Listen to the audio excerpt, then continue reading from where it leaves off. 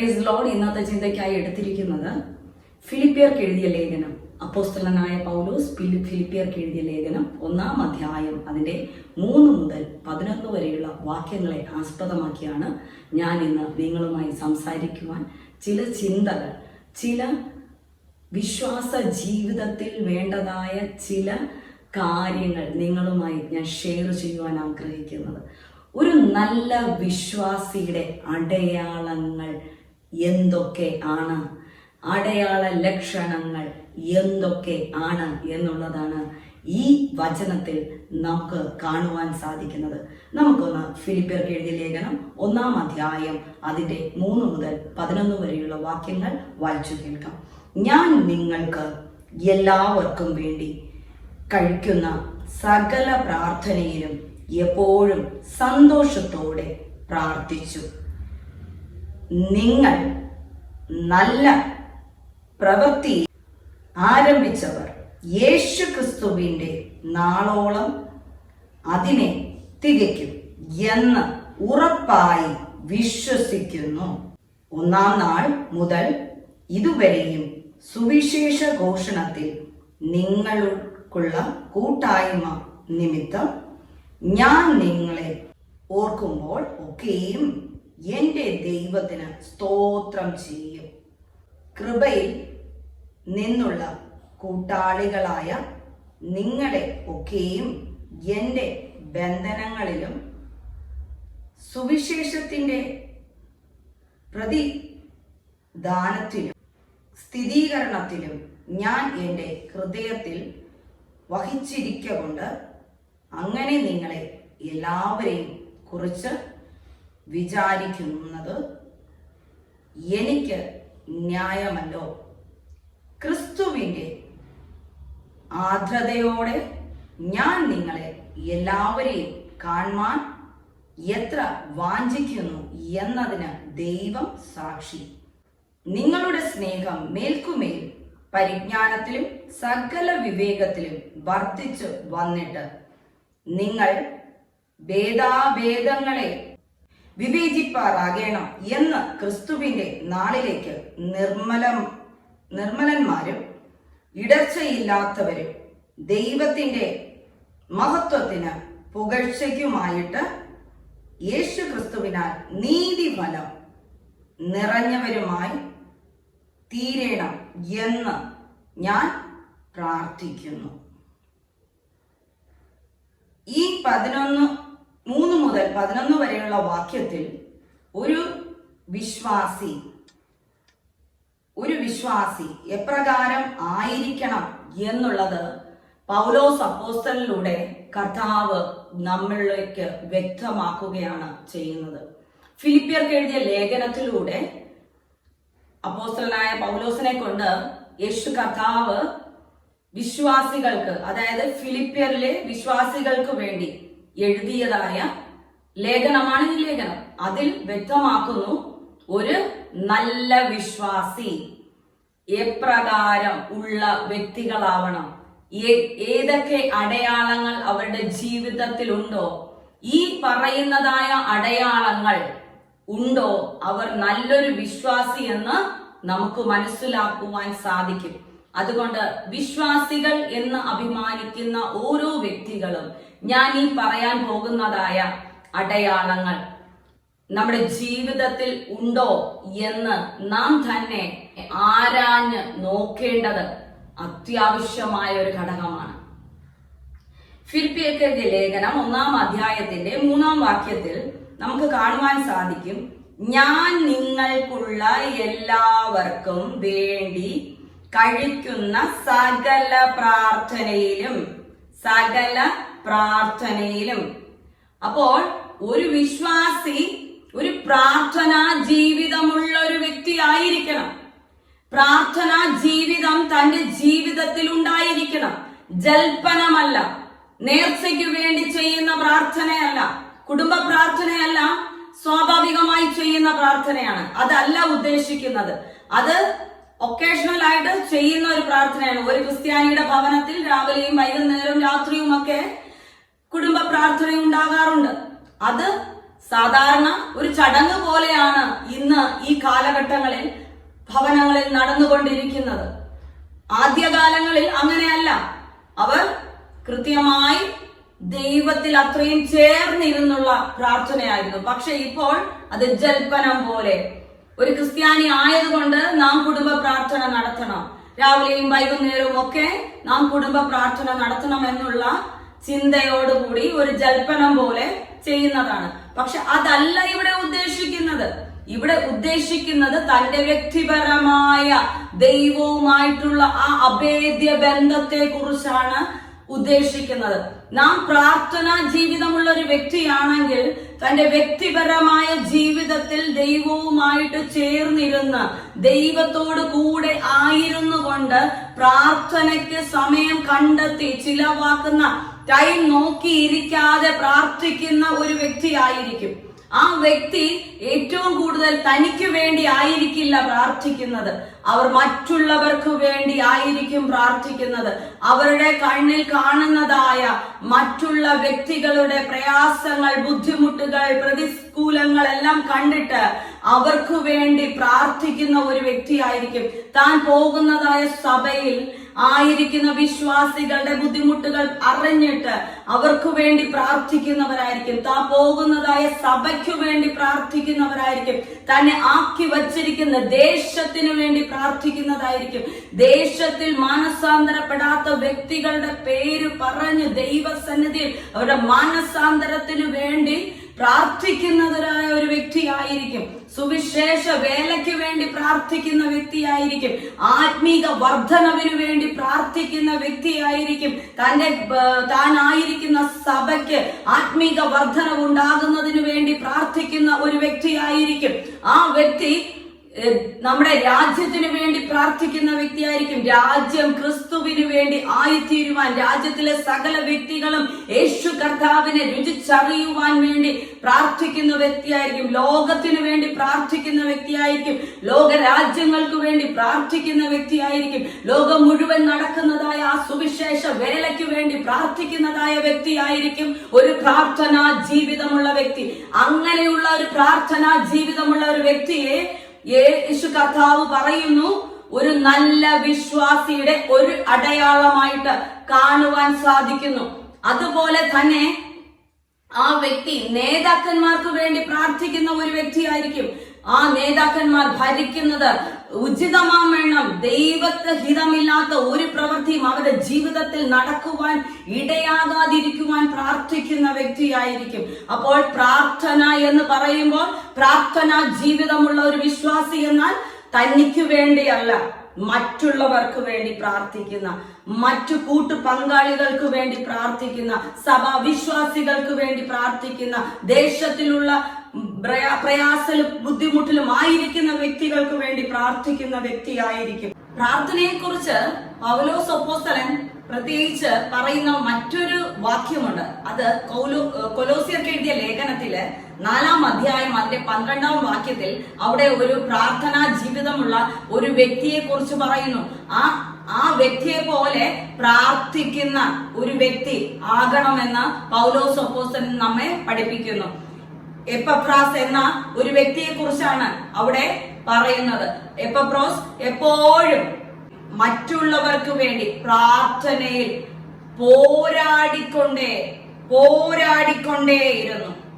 പ്രാർത്ഥനയിൽ എപ്പോഴും പോരാടിക്കൊണ്ടേയിരുന്ന ഒരു വ്യക്തിയാണ്. അതുകൊണ്ട് നാമും മറ്റുള്ളവർക്ക് വേണ്ടി പ്രാർത്ഥനയിൽ, മറ്റുള്ളവരുടെ വിഷയങ്ങൾക്ക് വേണ്ടി പോരാടി ജയിക്കുന്ന ഒരു വ്യക്തിയായിരിക്കണം ഒരു യഥാർത്ഥ വിശ്വാസി, ഒരു നല്ലൊരു വിശ്വാസി. തന്റെ പ്രാർത്ഥനാ ജീവിതത്തിൽ പോരാടി പ്രാർത്ഥിക്കുന്ന ഒരു വ്യക്തിയായിരിക്കണം. അതേപോലെ 3-ാം വാക്യത്തിൽ തന്നെ നമുക്ക് തുടർന്ന് വായിക്കുമ്പോൾ കാണുവാൻ സാധിക്കും, എപ്പോഴും സന്തോഷത്തോടെ പ്രാർത്ഥിച്ചു. എപ്പോഴും സന്തോഷത്തോടെ പ്രാർത്ഥിച്ചു. ഒരു ക്രിസ്തീയ ജീവിതത്തിൽ ഉറച്ച ഒരു വിശ്വാസമുള്ള ഒരു വ്യക്തി, ഒരു വിശ്വാസി യഥാർത്ഥ വിശ്വാസി എപ്പോഴും സന്തോഷമുള്ള ഒരു വ്യക്തിയായിരിക്കും. അവർ ക്രിസ്തുവിൽ എപ്പോഴും സന്തോഷിക്കുന്ന ഒരു വ്യക്തിയായിരിക്കും. എപ്പോഴും കർത്താവിൽ സന്തോഷിക്കുന്ന ഒരു വ്യക്തിയായിരിക്കും. കാരണം അവർ സന്തോഷിക്കുന്നത് ഈ ലോകത്തിൽ കാണുന്ന മറ്റൊന്നിനെയും നോക്കിയല്ല, അവർക്ക് കിട്ടിയതായ നന്മകളെ നോക്കിയല്ല, ഭൗതികമായ ഒരു നന്മയും നോക്കിയല്ല. നല്ല ഭർത്താവിനെ കിട്ടിയതോർത്തോ, നല്ല മക്കളെ കിട്ടിയോർത്തോ, നല്ല ഭവനത്തെ കിട്ടിയോർത്തോ, നല്ല വസ്തുവിനെ കിട്ടിയോർത്തോ, നല്ല ബാങ്ക് ബാലൻസ് ഉള്ളതിനെ ഓർത്തോ, നല്ല ജോലി ഉള്ളതിനെ ഓർത്തോ, മക്കൾ ഉന്നത നിലവാരത്തിലേക്ക് എത്തിയത് ഓർത്തോ ഒന്നുമല്ല അവർ സന്തോഷിക്കുന്നത്. അവർ സന്തോഷിക്കുന്നത് അന്ധകാരത്തിന്റെ അധികാരത്തിൽ നിന്ന് തന്നെ ദൈവത്തിന്റെ നിത്യപ്രകാശത്തിലേക്ക് വലിച്ചുയർത്തിയ ക്രിസ്തുവിൽ അത്രേ സന്തോഷിക്കുന്നത്. ആ ക്രിസ്തുവിൽ എപ്പോഴും സന്തോഷിക്കുന്ന ഒരു വ്യക്തിയായിരിക്കും ക്രിസ്തീയ ജീവിതത്തിൽ ദൈവത്തിലെ ക്രിസ്തീയ വിശ്വാസി എന്ന് പറയുന്ന യഥാർത്ഥ ഒരു വിശ്വാസി സന്തോഷിക്കുന്നത്. അവർ എന്ത് പ്രതികൂലങ്ങൾ കടന്നു വന്നാലും, അവർക്ക് ഭവനത്തിൽ വലിയ വലിയ പ്രശ്നങ്ങളും ഞെരുക്കങ്ങളുമായിരിക്കും. കുടുംബ ജീവിതത്തിൽ തന്നെ ഭയങ്കര പ്രശ്നങ്ങളായിരിക്കും. ഭർത്താവിൽ നിന്ന് അല്ലെങ്കിൽ ഭാര്യയിൽ നിന്ന് വളരെ പ്രയാസങ്ങൾ അനുഭവിക്കുന്ന വ്യക്തിയായിരിക്കും. മക്കളെ കൊണ്ട് തലവേദന എടുക്കുന്ന വ്യക്തികളായിരിക്കും. പക്ഷേ അവർ ക്രിസ്തുവിൽ സന്തുഷ്ടരായി നമുക്ക് കാണുവാൻ സാധിക്കും. നാം തന്നെ ചിന്തിക്കും, ഇവർക്ക് എങ്ങനെ സാധിക്കുന്നു? ഇത്രയും പ്രതികൂലത്തിന്റെ അവസ്ഥയിലൂടെ അവർ കടന്നു പോകുമ്പോഴും ഇവർ എപ്രകാരം ഇങ്ങനെ സന്തോഷത്തോടെ ആയിരിക്കുന്നത് നമുക്ക് കാണുവാൻ സാധിക്കുന്നത് എന്ന് ഓരോരുത്തരും ചിന്തിക്കാറുണ്ടല്ലേ? അത് മറ്റൊന്നും കൊണ്ടല്ല, അവർ ക്രിസ്തുവിൽ അത്രേ സന്തോഷിക്കുന്നത്. ഈ ലോകത്ത് കാണുന്ന ഒരു നന്മയും നമുക്ക് സ്ഥിരമായിട്ടുള്ളതല്ല. ഈ ലോകം തരുന്ന ഒരു സന്തോഷവും നമുക്ക് സ്ഥിരമായിട്ടുള്ളതല്ല. ക്രിസ്തുവിലുള്ള സന്തോഷം മാത്രമാണ് നമ്മുടെ ജീവിതത്തിൽ നമുക്ക് സ്ഥിരത ലഭിക്കുന്നത്. സന്തോഷം എന്നാൽ ലൗകികമായ കാര്യങ്ങൾ നേടുമ്പോൾ ഉണ്ടാകുന്നതാണ് സന്തോഷം. ഇംഗ്ലീഷിൽ ജോയ് എന്നും ഹാപ്പിനെസ് എന്നും പറയുന്നു. ഹാപ്പിനെസ് എന്നാൽ ലൗകികമായ കാര്യങ്ങൾ, ലൗകികമായി നമുക്ക് ലഭിക്കുന്ന കാര്യങ്ങളിൽ നാം സന്തോഷിക്കുന്നതാണ് ഹാപ്പിനെസ് എന്ന് പറയുന്നത്. അതായത് സാധാരണമായി നമുക്ക് ലഭിക്കുന്ന നല്ലൊരു കുടുംബ ജീവിതം നാം ലഭിക്കുമ്പോൾ നാം സന്തോഷിക്കുന്നു. നല്ല മക്കളെ ലഭിക്കുമ്പോൾ നാം സന്തോഷിക്കുന്നു. നല്ല ഭവനം ലഭിക്കുമ്പോൾ നാം സന്തോഷിക്കുന്നു.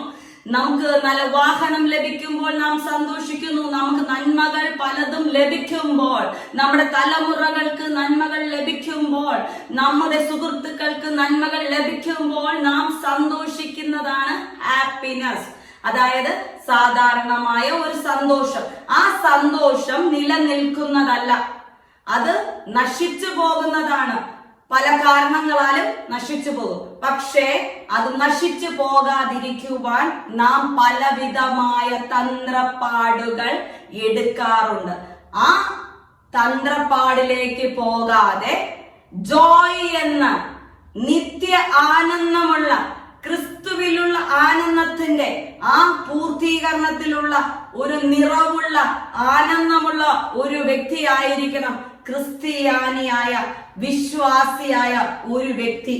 യഥാർത്ഥമായ ഒരു വിശ്വാസി ക്രിസ്തുവിൽ ആനന്ദിക്കുന്ന, ക്രിസ്തുവിൽ സന്തോഷിക്കുന്ന, തന്റെ പ്രതികൂല സാഹചര്യങ്ങളിലും തനിക്ക് തലവേദന എടുക്കുന്നതായ മക്കൾ ഉണ്ടായിരിക്കുമ്പോഴും തന്റെ കുടുംബ ജീവിതത്തിൽ പലവിധ പ്രശ്നങ്ങൾ നേരിടുമ്പോഴും ആ വ്യക്തിയെ സന്തുഷ്ടനായി നമുക്ക് കാണുവാൻ സാധിക്കും. നാം തന്നെ ചിന്തിക്കുകയില്ലേ പലപ്പോഴും, എങ്ങനെ ഇവർക്ക് സന്തോഷത്തോടെ ആയിരിക്കുവാൻ സാധിക്കുന്നു?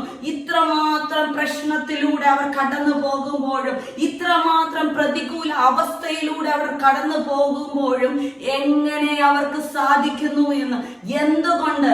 അവർ സന്തോഷിക്കുന്നത് മറ്റൊന്നിലുമല്ല, ക്രിസ്തുവിലാണ്. നിത്യജീവന്റെ അവകാശമായ ക്രിസ്തുവിൽ ആണ് അവർ സന്തോഷിക്കുന്നത്.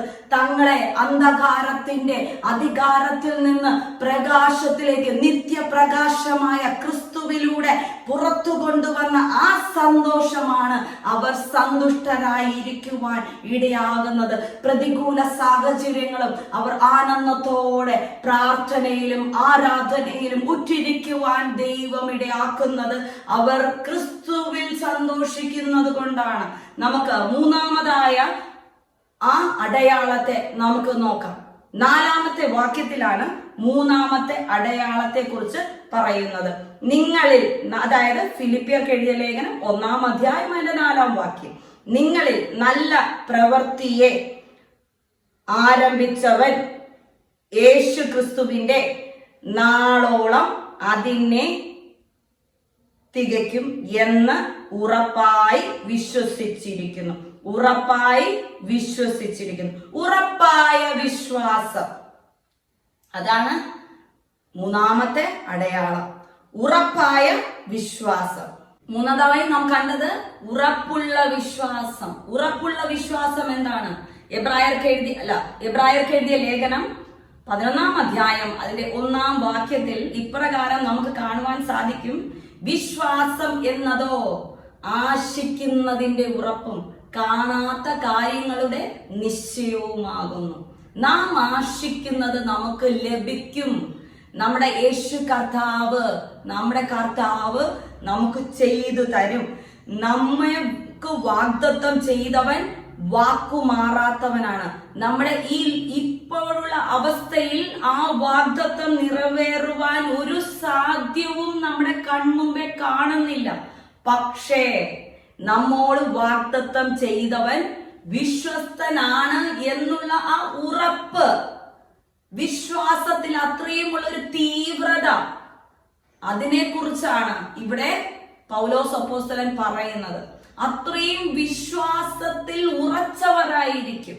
അവർ ചഞ്ചലിക്കത്തില്ല. പ്രശ്നങ്ങളും പ്രതികൂലങ്ങളും കടന്നു വരുമ്പോൾ തന്റെ വാഗ്ദത്തങ്ങൾ എങ്ങനെ നടക്കും എന്ന് ഒരിക്കലും ചഞ്ചല ഹൃദയത്തിൽ ആയിത്തീരത്തില്ല. അവർ ഉറപ്പുള്ളവരായിരിക്കും.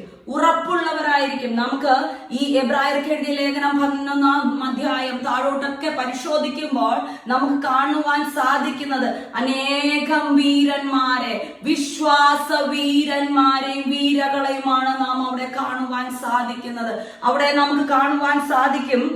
അതിന്റെ 11-ാം വാക്യത്തിൽ ഇപ്രകാരം എഴുതിയിരിക്കുന്നു. വിശ്വാസത്താൽ സാറയും വാഗ്ദത്തം ചെയ്തവനെ വിശ്വസ്തൻ എന്ന് എണ്ണുകയാൽ പ്രായം കഴിഞ്ഞിട്ടും പുത്രോത്പാദനത്തിന് ശക്തി പ്രാപിച്ചു.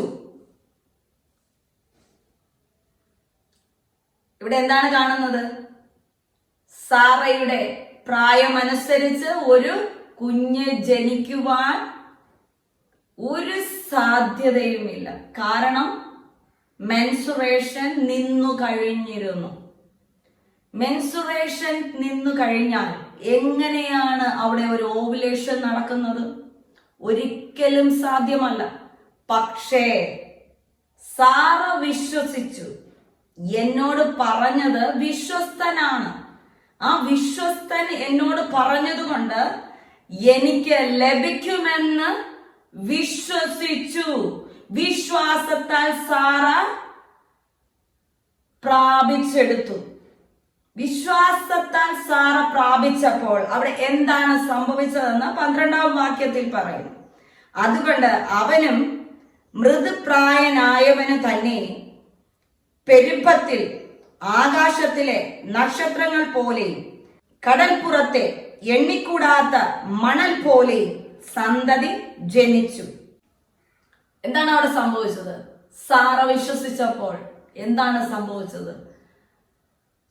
മൃദുപ്രായം, അതായത് മരണത്തോടടുത്തിരിക്കുന്ന വ്യക്തി, മരണത്തോടടുത്ത് ഇരിക്കുന്ന പ്രായമുള്ള വ്യക്തിയിൽ ദൈവം ആകാശത്തിലെ നക്ഷത്രങ്ങൾ പോലെ, അതായത് ആകാശത്തിലെ നക്ഷത്രങ്ങളെ നമുക്ക് എണ്ണിത്തിട്ടപ്പെടുത്തുവാൻ സാധിക്കത്തില്ല. അപ്രകാരം എണ്ണി തിട്ടപ്പെടുത്തുവാൻ സാധിക്കാത്ത രീതിയിൽ തലമുറകളെ കൊണ്ട് നിറയ്ക്കുവാനിടയായിത്തീർന്നു. നമുക്ക് കടൽപ്പുറത്തെ ആ മണൽത്തരി നമുക്ക് എണ്ണി തിട്ടപ്പെടുത്തുവാൻ സാധിക്കുകയില്ല. അതുപോലെ സന്തതികളെ അബ്രഹാമിന് കൊടുക്കുവാനിടയായിത്തീർന്നു. അബ്രഹാമിനോട് കർത്താവ് യഹോവയായ ദൈവം വാഗ്ദത്തം ചെയ്തിരുന്നു, നിനക്ക് ആകാശത്തിലെ നക്ഷത്രങ്ങൾ പോലെയും കടൽപ്പുറത്തെ മണൽത്തരികളെ പോലെയും തലമുറകളെ കൊണ്ട് നിറയ്ക്കുമെന്ന്. ആ വാഗ്ദത്തം അവിടെ നിറവേറുവാൻ കാരണം അവിടെ സാറ അമ്മച്ചിയിൽ ഉണ്ടായ ആ വിശ്വാസമാണ്. സാറ അമ്മച്ചി വിശ്വസിച്ചത് കൊണ്ടാണ് അത് പ്രാപിക്കുവാൻ തന്റെ ഉദരത്തിൽ യൂട്രസ് നിർജീവമായപ്പോഴും അസാധ്യമായ കാര്യത്തെ കർത്താവിൽ ആശ്രയിച്ചുകൊണ്ട്, ദൈവത്തിൽ ആശ്രയിച്ചുകൊണ്ട്, ദൈവത്തിന്റെ വാഗ്ദത്തത്തിൽ വിശ്വസിച്ചുകൊണ്ട് പ്രാപിക്കുവാനിടയായി തീർന്നു. ദൈവമക്കളെ, നമുക്കും അതുപോലെ അസാധ്യമായ പല കാര്യങ്ങളും നമ്മുടെ മുമ്പിൽ ഉണ്ടായിരിക്കും. നാം പ്രാപിച്ച വാഗ്ദത്തങ്ങൾ നമ്മുടെ ജീവിതത്തിൽ നിറവേറുവാൻ തടസ്സമായിരിക്കും നമ്മുടെ ഇപ്പോഴത്തെ എല്ലാ സിറ്റുവേഷൻസും. പക്ഷേ ആ സിറ്റുവേഷൻസിനെ എല്ലാം മാറ്റിമറിക്കുവാൻ വാഗ്ദത്തം ചെയ്തവൻ വിശ്വസ്തനെന്ന് നാം എണ്ണണം. നാം ഹൃദയത്തിൽ ഉറക്കണം. ആ ഉറപ്പുള്ള വിശ്വാസം നമ്മുടെ ജീവിതത്തിൽ വേണമെന്നുള്ളതാണ് കർത്താവ് അപ്പോസ്തലനായ പൗലോസിലൂടെ ഫിലിപ്പിയർക്ക് എഴുതിയ ലേഖനത്തിലൂടെ നമ്മോട് സംസാരിക്കുന്നത്. അപ്പോൾ ആ ഉറപ്പുള്ള വിശ്വാസമാണ് നമ്മുടെ ജീവിതത്തിൽ കടന്നു വരേണ്ടത്. യോസഫ്, അതായത്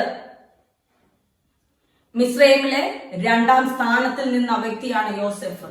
പക്ഷേ യോസേഫ് തന്റെ കനാൻ നാട്ടിലേക്ക് എത്തിച്ചേരുമെന്ന് വിശ്വസിച്ചിരുന്നു. മരിച്ചാലും ഞാൻ അവിടെ എത്തിച്ചേരുമെന്ന്. അതുകൊണ്ട് തന്റെ അസ്ഥികളെ അവിടെ നിന്ന് പോകുമ്പോൾ കൊണ്ടുപോകണമെന്ന് തന്റെ മക്കളോട് പറഞ്ഞിരുന്നു. എന്നാൽ എത്രയോ വർഷങ്ങൾ കഴിഞ്ഞു. മിസ്രൈമിൽ നിന്ന്, അടിമത്വത്തിൽ നിന്ന് വിജയം നേടി അവർ കനാനിലേക്ക് യാത്ര പുറപ്പെട്ടപ്പോൾ അവർ സാധനങ്ങൾ എടുത്തതിനോടൊപ്പം യോസേഫിന്റെ അസ്ഥികളും കൂടെ അവർ എടുത്തുകൊണ്ടാണ് കനാനിലേക്ക് കടന്നു പോകുവാനിടയായി തീർന്നത്. അപ്പോൾ മരിച്ചതിന് ശേഷവും വാഗ്ദത്തം അവിടെ നിറവേറുവാൻ ഇടയായി തീർന്നു. അതാണ് വിശ്വാസം, ഒരു വിശ്വാസിയുടെ ഉറപ്പുള്ള വിശ്വാസം. അടുത്തതായി നമുക്ക് 4ാമതായി കാണാവുന്ന ഒരു അടയാളമാണ് 5ാം വാക്യത്തിൽ പറയുന്നത്. അതായത് ഫിലിപ്പിയർക്ക് എഴുതിയ ലേഖനം 1-ാം അധ്യായം അതിന്റെ 5ാമത്തെ വാക്യത്തിൽ നമുക്ക് കാണുവാൻ സാധിക്കും, നമ്മിലുള്ള എല്ലാ നന്മയുടെയും പരിജ്ഞാനത്താൽ നിന്റെ വിശ്വാസത്തിന്റെ കൂട്ടായ്മ ക്രിസ്തുവിനായി സഫലമാകേണ്ടതിന് എന്റെ പ്രാർത്ഥനയിൽ നിന്നെ ഓർത്ത് എപ്പോഴും എന്റെ ദൈവത്തിന് സ്തോത്രം ചെയ്യുന്നു. കൂട്ടായ്മയാണ് 4ാമത്തതായ ഒരു വിശ്വാസിയുടെ, ഒരു നല്ല വിശ്വാസിയുടെ അടയാളം. 4ാമത്തേത് ഒരു കൂട്ടായ്മ ബന്ധം. എന്താണ് വിശ്വാസ ജീവിതത്തിലെ കൂട്ടായ്മ ബന്ധം? ആലയങ്ങളിൽ അവനവൻ പോകുന്നതായ ആലയത്തിൽ കൂട്ടായ്മകൾ നടക്കുമ്പോഴെല്ലാം ആ കൂട്ടായ്മയിൽ, ആ സുവിശേഷ വേലയിൽ നാം പങ്കുള്ളവരായിരിക്കണം. ആലയത്തിൽ സാമ്പത്തികമായും വ്യക്തിപരമായും നമുക്ക് ചെയ്യാൻ പറ്റുന്നതായ സകലവിധ കൂട്ടായ്മ ബന്ധത്തിലും നാം ആയിത്തീരണം എന്നുള്ളതാണ്. നാം മറ്റുള്ള സഹവിശ്വാസികളുമായിട്ട് ഒരു കൂട്ടായ്മ ബന്ധമുണ്ടായിരിക്കണം. സഭയുടെ കീഴിൽ കുടുംബങ്ങളിൽ പ്രാർത്ഥനകൾ നടക്കുമ്പോൾ അവിടെയും ഒരു കൂട്ടായ്മ ബന്ധം ഉണ്ടാകണം. നാം എപ്പോഴും ഒരു കൂട്ടായ്മ ബന്ധം ഉള്ളവരായിരിക്കണം. അത് മാത്രവുമല്ല, സഭയ്ക്കൊരു കൈത്താങ്ങായി, സഭയുടെ സുവിശേഷ പ്രവർത്തനങ്ങൾക്ക്, സുവിശേഷത്തിന് ഒരു കൂട്ടായ്മ നമുക്കിവിടെ വായിച്ചപ്പോൾ കാണുവാൻ സാധിക്കുന്നതാണ്. 5-ാം വാക്യത്തിൽ കാണുന്നു, നമ്മിലുള്ള എല്ലാ നന്മയുടെയും പരിജ്ഞാനത്താൽ നിന്റെ വിശ്വാസത്തിന്റെ കൂട്ടായ്മ ക്രിസ്തുവിനായി സഫലമാകേണ്ടതിന്.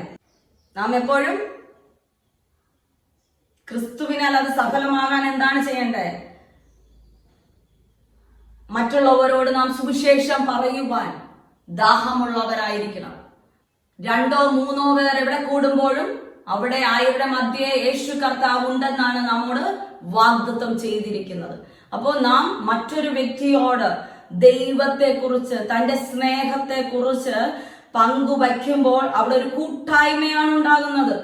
ആ കൂട്ടായ്മ ബന്ധം ഉള്ളൊരു വ്യക്തിയായിരിക്കണം. അത് ക്രിസ്തുവിൽ പരിജ്ഞാനത്തോടുകൂടി, വിവേകത്തോടുകൂടി ഒരു കൂട്ടായ്മ ബന്ധം ഉള്ള വ്യക്തിയായിരിക്കണം. സുവിശേഷത്തിന് ദാഹമുള്ള ഒരു വ്യക്തിയായിരിക്കണം. സുവിശേഷ വേലയ്ക്ക് വേണ്ടി കൊടുക്കുവാൻ ദാഹമുള്ള ഒരു വ്യക്തിയായിരിക്കണം. തന്നെ കൊണ്ട് ചെയ്യുവാൻ കഴിയുന്നതെല്ലാം ചെയ്യുവാൻ സാധിക്കുന്ന ഒരു വ്യക്തിയായിരിക്കണം. അതാണ് 4-മത്തതായ ഒരു വിശ്വാസിയുടെ അടയാളങ്ങൾ. നാം ഇപ്പോൾ പഠിച്ചത് പ്രാർത്ഥനാ ജീവിതം, സന്തോഷം, ജോയ്ഫുൾ ലൈഫ്, അതായത് ക്രിസ്തുവിൽ ആനന്ദിക്കുന്ന വ്യക്തി. 3-മത് നാം പഠിച്ചത് ഉറപ്പുള്ള വിശ്വാസം കൈവരിക്കുന്ന ഒരു വ്യക്തിയായിരിക്കും. 4-മതായി നാം പഠിച്ചത് കൂട്ടായ്മ.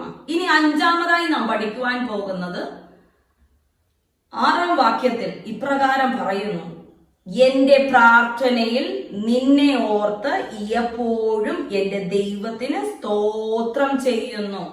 എപ്പോഴും സ്തോത്രം ചെയ്യുന്നവരായിരിക്കണം. എപ്പോഴും സ്തോത്രം ചെയ്യുന്നവർ, അതായത് എപ്പോഴും ദൈവസന്നിധി നന്ദിയുള്ളവരായി, നന്ദി കരേറ്റുന്നവരായിരിക്കണം. എല്ലാറ്റിനും നന്ദി കരേറ്റുന്നവരായിരിക്കണം. നന്മയിലും തിന്മയിലും എല്ലാം ദൈവത്തിനോട് നന്ദി കരേറ്റുന്നവരായിരിക്കണം. നാം നന്ദിയുള്ളവരായിരിക്കുന്നതിനനുസരിച്ച് ദൈവം നമ്മെ അനുഗ്രഹിക്കുവാൻ ഇടയായിത്തീരും. നാം ദൈവത്തോട് എപ്പോഴും നന്ദിയുള്ളവരായിരിക്കണം. നമ്മുടെ ജീവിതത്തിൽ എന്ത് പ്രതികൂലം കടന്നു വരട്ടെ, പ്രതിസന്ധികൾ കടന്നു വരട്ടെ, എല്ലാം ദൈവം നന്മയ്ക്കായി എനിക്ക് ഒരുക്കിയിരിക്കുന്നു, അതിന് ദൈവത്തിന് നന്ദി, ദൈവത്തിന് സ്തോത്രം എന്ന് എപ്പോഴും പറയുന്ന ഒരു വ്യക്തിയായിരിക്കണം. നമ്മുടെ ജീവിതത്തിൽ നമുക്ക് എന്തു പ്രാപിക്കുമ്പോഴും നന്ദിയുള്ള ഹൃദയത്തോടെ നാം ആയിരിക്കണം. ദൈവത്തോട് നന്ദി പറയുന്ന വ്യക്തിയായിരിക്കണം. കൊലോസ്യർക്ക് എഴുതിയ ലേഖനം 1:12-13 വാക്യത്തിൽ നമുക്ക് കാണുവാൻ സാധിക്കും, സന്തോഷത്തോടെ സ്തോത്രം ചെയ്യുന്നവരാകണം എന്ന് അപേക്ഷിക്കുന്നു. അവനിൽ നമുക്ക് പാപഭോജനം എന്ന വീണ്ടെടുപ്പ് ഉണ്ട്. എന്താണ് ഇവിടെ ഉദ്ദേശിക്കുന്നത്? എല്ലാത്തിനും സന്തോഷത്തോടെ നാം സ്തോത്രം ചെയ്യുന്നവരായിരിക്കണം, നന്ദി പറയുന്നവരായിരിക്കണം. അവനിൽ കൂടെ പാപഭോജനമെന്ന വീണ്ടെടുപ്പുണ്ട്. അതായത് ആരിലൂടെ? ക്രിസ്തുവിലൂടെ, യേശു കർത്താവിലൂടെ പാപമോചനമെന്ന വീണ്ടെടുപ്പുണ്ട്. അപ്പോൾ നമ്മെ വീണ്ടെടുത്തതിനെ ഓർത്ത്, നമ്മുടെ അന്ധകാരത്തിൽ നിന്ന് നമ്മെ പ്രകാശത്തിലേക്ക്, ക്രിസ്തുവാകുന്ന പ്രകാശത്തിലേക്ക്, നിത്യപ്രകാശത്തിലേക്ക് നമ്മെ കൊണ്ടുവന്നതിനെ എപ്പോഴും നാം നന്ദി കരേറ്റുന്നവരായിരിക്കണം. എപ്പോഴും അത് ഓർത്തോർത്തു നാം നന്ദി പറയുന്നവരായിരിക്കണം എന്നുള്ളതാണ് ഇവിടെ അപ്പോസ്തലനായ പൗലോസ് കൊലോസ്യർക്ക് എഴുതിയ ലേഖനത്തിലൂടെ നമ്മോട് സംസാരിക്കുന്നതായ കാര്യം. ക്രിസ്തു പൗലോസ് അപ്പോസ്തലനിലൂടെ നമ്മോട് സംസാരിക്കുന്നതാണ്, നാം നന്ദിയുള്ളവർ ആയിരിക്കണം. ഇതാണ് നമുക്ക് 5-മതായി ഒരു ക്രിസ്തീയ വിശ്വാസിയിൽ കാണേണ്ടുന്നതായ ഒരു അടയാളം. 6-മതായി ഒരു ക്രിസ്തീയ വിശ്വാസിയുടെ, ഒരു നല്ല വിശ്വാസിയുടെ അടയാളമാണ് സ്നേഹം. പരിജ്ഞാനത്തോടുകൂടി വർദ്ധനവിന്റെ വിവേകത്തിന്റെ വിവേചനത്തോടുകൂടി ഉള്ള സ്നേഹം. ഏതൊരു വ്യക്തിയോടും അളവില്ലാത്ത ഒരു ദൈവിക സ്നേഹം, ലൗകിക സ്നേഹമല്ല, ദൈവിക സ്നേഹം ആണ് ഇവിടെ ഉദ്ദേശിക്കുന്നത്. 9-10 വാക്യങ്ങളിലാണ് നമുക്ക് കാണുവാൻ സാധിക്കുന്നത്. പൗലോസ് എന്ന വയസ്സനും ഇപ്പോൾ ക്രിസ്തുവിന്റെ ബദ്ധനുമായിരിക്കുന്ന ഈ ഞാൻ സ്നേഹം നിമിത്തം അപേക്ഷിക്കുകയത്രേ ചെയ്യുന്നത്. തടവിൽ ഇരിക്കുമ്പോൾ ഞാൻ ജനിപ്പിച്ച എന്റെ മകനായ ഒനേസിമോസിന് വേണ്ടിയാകുന്നു നിന്നോട് അപേക്ഷിക്കുന്നത്. തടവിലായിരിക്കുമ്പോഴും പൗലോസിന്റെ ശുശ്രൂഷയിലൂടെ ജനിക്കപ്പെട്ട ഒനേസിമോസിനു വേണ്ടി യേശു കർത്താവിനോട് പൗലോസ് പ്രാർത്ഥിക്കുന്ന ആ സ്നേഹമാണ്. സ്നേഹം നമുക്ക് ഉള്ളിലുണ്ടെങ്കിലുള്ളല്ലേ നമുക്ക് മറ്റുള്ളവർക്ക് വേണ്ടി പ്രാർത്ഥിക്കുവാൻ സാധിക്കൂ. മറ്റുള്ളവരോട് നമുക്ക് സ്നേഹം ഉണ്ടെങ്കിൽ മാത്രമല്ലേ അവർക്ക് വേണ്ടി ആത്മാർത്ഥമായി ദൈവസന്നിധിയിൽ പ്രാർത്ഥിക്കുവാനായിട്ട് സാധിക്കുകയുള്ളൂ. മറിച്ച് മറ്റുള്ളവരോട് ആത്മാർത്ഥമായി നമുക്ക് സ്നേഹമില്ലെങ്കിൽ നമുക്ക് അവർക്ക് വേണ്ടി പ്രാർത്ഥിക്കുവാൻ സാധിക്കുമോ? അപ്പോൾ നമുക്ക് മറ്റുള്ളവരോട് ഒരു ദൈവിക സ്നേഹം നാം പ്രാപിക്കേണ്ടത് ആവശ്യമല്ലേ ദൈവമക്കളെ? നാം മറ്റുള്ളവർക്ക് വേണ്ടി പ്രാർത്ഥിക്കണമെങ്കിൽ നമുക്ക് ക്രിസ്തുവിലുള്ള ആ സ്നേഹം നമ്മുടെ ഉള്ളിൽ ഉണ്ടായിരിക്കണം. ക്രിസ്തു പകർന്നതായ ആ സ്നേഹം. ക്രിസ്തു പാപികളെ സ്നേഹിച്ച കർത്താവാണ്. ക്രിസ്തു മറ്റുള്ളവരെ സ്നേഹിച്ച കർത്താവാണ്. ക്രിസ്തു പറയുന്നത് സ്നേഹം താൽ അന്യോന്യം സേവിപ്പിൻ എന്നാണ് യേശു കർത്താവ് പറയുന്നത്. സ്നേഹത്താൽ അന്യോന്യം സേവിപ്പിൻ എന്നാണ് പറയുന്നത്. അപ്പോൾ നാം സഭയെ ഒത്തൊരുമയോടെ ഐക്യതയോടെ നമ്മെ ഏൽപ്പിച്ചിരിക്കുന്ന സഭയെ, നമ്മെ നിർത്തിയിരിക്കുന്ന സഭയെ നാം ഭിന്നിപ്പിക്കുന്നവരാണെങ്കിൽ നാം യഥാർത്ഥ വിശ്വാസിയല്ല. അവിടെ കലക്കങ്ങൾ കൊണ്ടിടുന്നു എങ്കിൽ അവിടെ ഉള്ളത് യഥാർത്ഥ വിശ്വാസിയല്ല. കലക്കം കൊണ്ടിടുന്ന വ്യക്തി യഥാർത്ഥ വിശ്വാസിയല്ല. മറ്റുള്ളവരെ സ്നേഹിക്കുവാൻ, മറ്റുള്ളവരെ ചേർത്തു പിടിക്കുവാൻ, ക്രിസ്തുവിൽ ചേർത്തു പിടിക്കുവാൻ, ദൈവിക സ്നേഹത്തിൽ ചേർത്തു പിടിക്കുവാൻ, മറ്റുള്ളവരുടെ പ്രതികൂല അവസ്ഥകളെ നമ്മുടെ അവസ്ഥകളെന്ന് കണ്ടുകൊണ്ട് അവർക്ക് വേണ്ടി ഇടിവിൽ നിൽക്കുവാൻ, അവർക്ക് വേണ്ടി പ്രവർത്തിക്കുവാൻ, അവരെ സഹായിക്കുവാൻ, അവരെ താങ്ങുവാനൊക്കെ ഒരു വിശ്വാസിക്ക് സാധിക്കുന്നുവെങ്കിൽ ആ വിശ്വാസി ദൈവത്തിന്റെ ഉത്തമ വിശ്വാസി എന്ന് നമുക്ക് കണക്കാക്കുവാൻ സാധിക്കും. ദൈവിക സ്നേഹം മറ്റുള്ളവരോട് കാണിക്കുന്ന ലൗകിക സ്നേഹമല്ല മക്കളെ.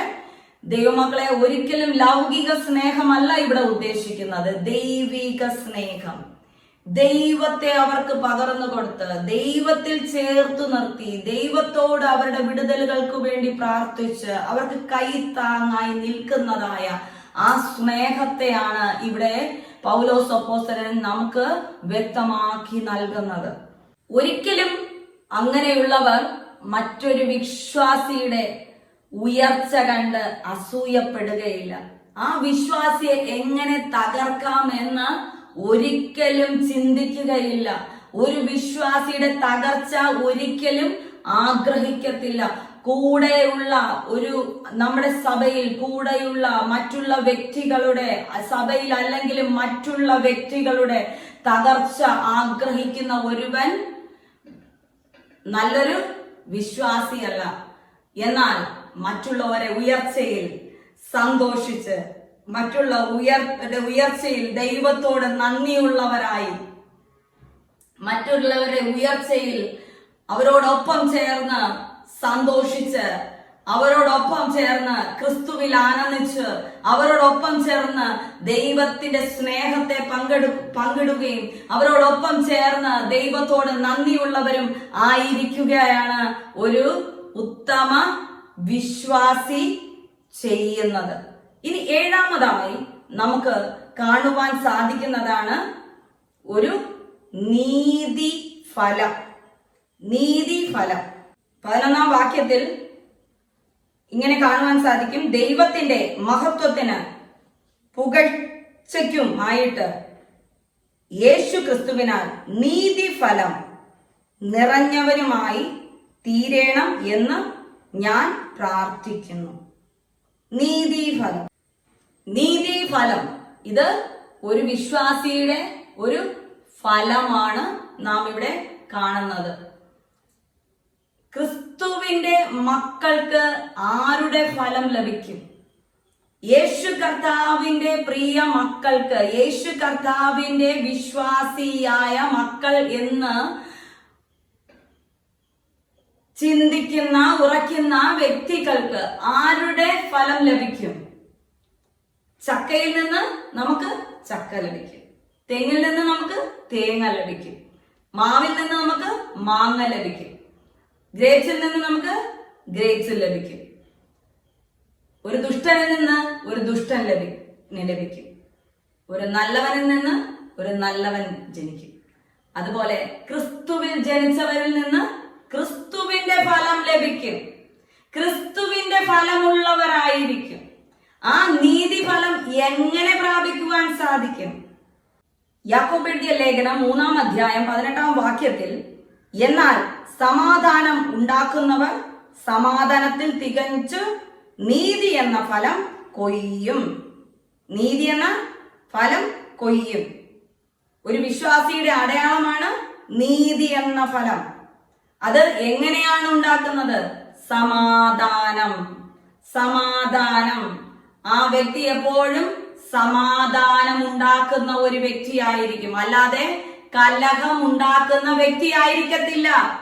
മറ്റുള്ളവരെ കുറിച്ച് നുണകളും മറ്റുള്ളവരെ കുറിച്ച് ഇല്ലായ്മകൾ മറ്റുള്ളവരോട് പറഞ്ഞ് ഏഷണി കൂട്ടി അവിടെ കലഹം ഉണ്ടാക്കുന്ന വ്യക്തിയല്ല ഒരു ഉത്തമ വിശ്വാസി. ആ ഒരു ഉത്തമ വിശ്വാസി ഒരു വ്യക്തിയിൽ ഒരു തെറ്റ് കണ്ടാലും അത് കണ്ടില്ല എന്ന് വെച്ചുകൊണ്ട് അവരോട് ക്ഷമിച്ചുകൊണ്ട് സമാധാനത്തോടെ ആയിരിക്കുന്ന വ്യക്തിയാണ് ഒരു ഉത്തമ വിശ്വാസി. അതുകൊണ്ടാണ് ചിലർ ഭയങ്കര പ്രശ്നങ്ങൾ ചിലരോട് ഉണ്ടാക്കിയാലും, ഒരിക്കലും ക്ഷമിക്കുവാൻ കഴിയാത്ത പ്രശ്നങ്ങൾ ഉണ്ടാക്കിയാലും ആ വ്യക്തി ജീവിതങ്ങളോട് കലഹിക്കാതെ ശാന്തമായി ദൈവത്തിൽ ആശ്രയിച്ചുകൊണ്ട് ദൈവകരങ്ങളിൽ ആ വിഷയം കൊടുത്തിട്ട് ശാന്തതയോടെ പോകുന്നത്. എന്തുകൊണ്ട്?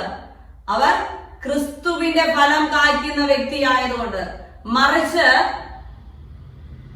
ലൗകികമായ വ്യക്തിയാണെങ്കിൽ അവിടെ ശക്തമായി പ്രതികരിക്കുകയും അവിടെ കലഹം ഉണ്ടാകുകയും അസമാധാനം അവിടെ ഉണ്ടാക്കുകയും ചെയ്യും. പക്ഷേ സമാധാനത്തോടുകൂടെയാണ് പോകുന്നുവെങ്കിൽ അവിടെ നീതിയുടെ ഫലമാണ് അവിടെ ഉണ്ടാകുന്നത്. അപ്പൊ നീതിയുടെ ഫലം ഉണ്ടാകുന്ന വ്യക്തികൾ അവിടെ സമാധാനം ഉണ്ടാക്കുന്ന വ്യക്തിയായിരിക്കും. അതായത് സഭയിൽ അസമാധാനത്തെ സൃഷ്ടിക്കത്തില്ല. സഭയിൽ ഒരിക്കലും അസമാധാനത്തെ സൃഷ്ടിക്കത്തില്ല. സമാധാനത്തോടുകൂടി പോകുവാൻ ഇടയായിത്തീരും. അപ്പോൾ നാം ഓരോരുത്തരും നമ്മുടെ ജീവിതത്തെ തന്നെ ആരാഞ്ഞു നോക്കണം. നാം യഥാർത്ഥ ഒരു നല്ല വിശ്വാസിയാണോ അല്ലയോ? ഈ പറഞ്ഞതായ 7 കാര്യങ്ങൾ, ഈ പറഞ്ഞതായ 7 അടയാളങ്ങൾ നമ്മുടെ ജീവിതത്തിൽ ഉണ്ടോ എന്ന് നാം ആരാഞ്ഞു നോക്കണം. ഇല്ലെങ്കിൽ നാം ഒരു നല്ല വിശ്വാസിയായി ജീവിക്കുവാൻ, ഈ അടയാളങ്ങൾ നമ്മുടെ ജീവിതത്തിൽ പ്രാപിച്ചെടുക്കുവാൻ നാം ക്രിസ്തുവിൽ ആശ്രയിച്ചുകൊണ്ട് നാം ശ്രമിക്കുകയാണ് ചെയ്യേണ്ടത്.